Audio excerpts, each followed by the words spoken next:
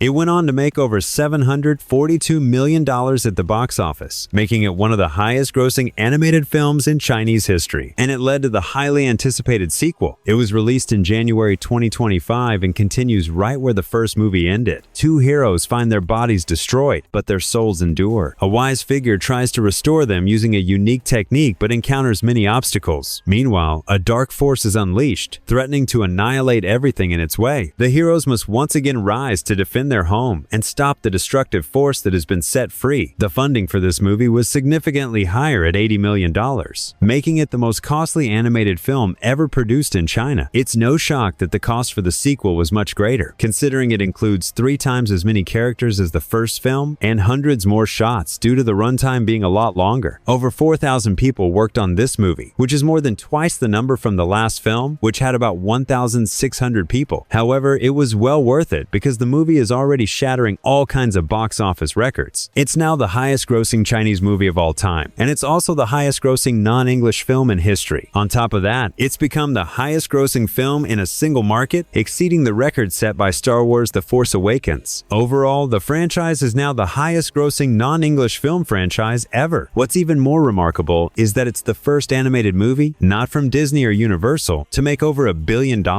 And it's not done yet. The movie is still dominating at the box office, with estimates suggesting it could make as much as $2 billion.